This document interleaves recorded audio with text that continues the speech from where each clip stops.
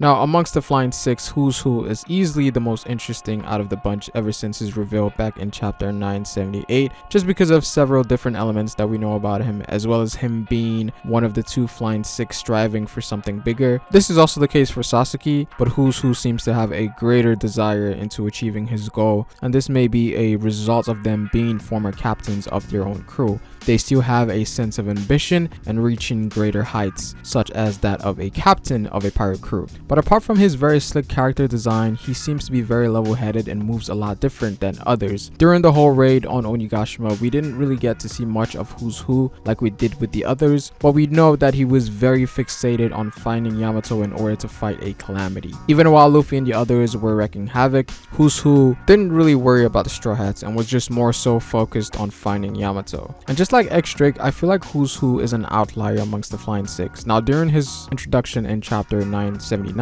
the first thing that he mentions was about the possibility about Queen dying, and that if he were to lose his position, who would take over his role as the next calamity. And Black Maria basically says that it would make sense that Who's Who would view himself as the next. And we come to find out that most of the others don't really care about reaching a calamity position or getting that status, except Sasaki, who Who's Who views as a rival to some sense. But it really makes you question what is there for Who's Who to gain from the calamity status, and why does he desire that position to this much of an extent.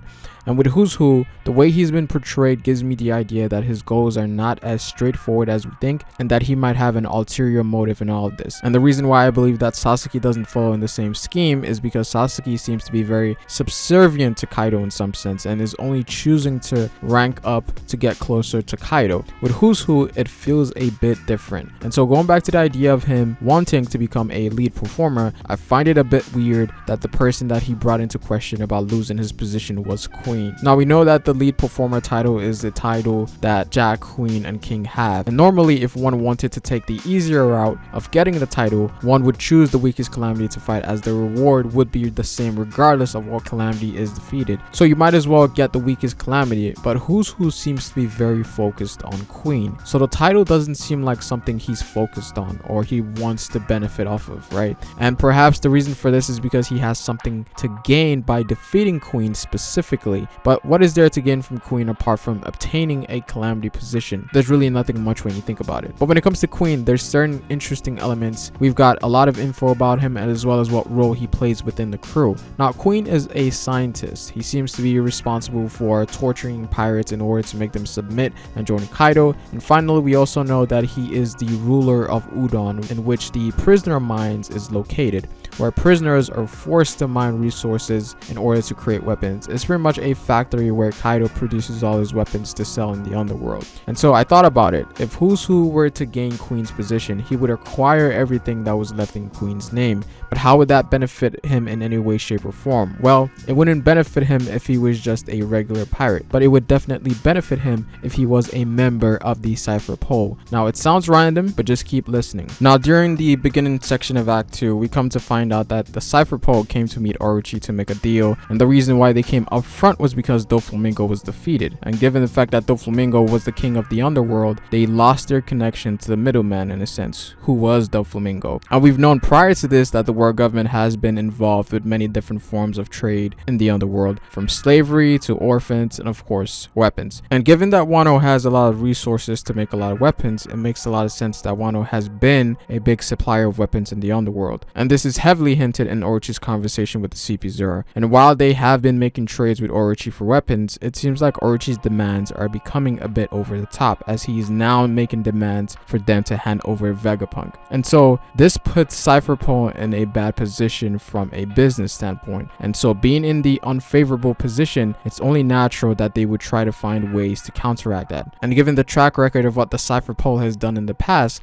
I'd say it's very natural that they would try to infiltrate the source in order to control the source. And since Kaido is the top brass here, infiltrating his crew would be the next move. And this wouldn't be the first time we've seen the Cypher Pole associate themselves in the businesses of the Yonko. We know that Stussy is someone that has connection to Big Mom, to the point that she gets invited to Big Mom's tea party, in which she can easily relay information to the world government about things she's seen about Big Mom or her crew. But in the case of Big Mom, it's a lot harder to join her crew, as most of her crewmates are consisted of her own kids. So with Big Mom infiltration is a lot harder. But with Kaido, given the fact that his crew follows a scheme of a meritocracy in which strength and ability is viewed in the highest regard, it would be a lot easier for the Cypher Pole to infiltrate. And that's possibly what's happening with Who's Who, whereas he's trying to get Queen's position in order to take control of Udon and the prison mine, which ultimately gives the world government direct control of a resource that they would normally go through several conditions to obtain.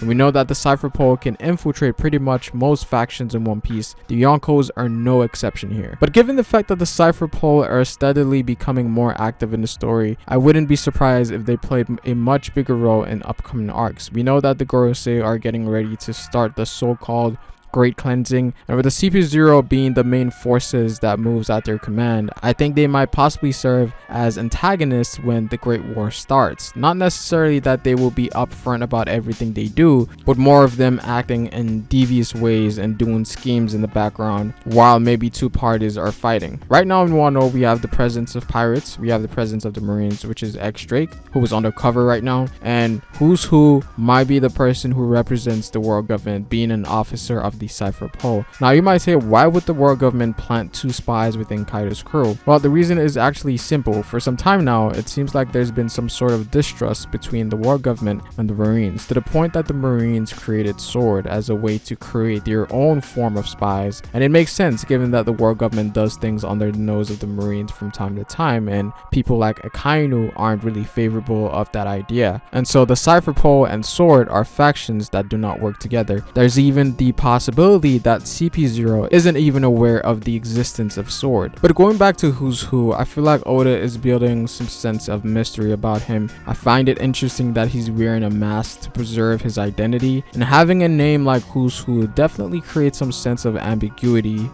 within his character in a sense, right? He definitely gives off a vibe of a character that is very mysterious. Also, is that the world government symbol on his belt? Possibly, but it definitely gives you something to think about. Oda is very heavy on symbolisms and references to foreshadow possible future events. But anyways, given the scale of what is going to take place in Wano, I feel like the world government are going to be more involved in every major incident moving forward. It seems like the Gorosei are eventually going to take things into their own hands, so we might see the CP-0 a lot more often in the next upcoming arcs. But that is pretty much it for this video, guys. But give me your thoughts on this video. Do you think that Who's Who could be a spy, or do you think he has something else in store? Comment down below what you guys think. Like the video if you liked it, and subscribe for more One Piece content. You can follow me on Twitter at Ferrospace, but it is Ferro, guys, and I will see you folks later. Peace.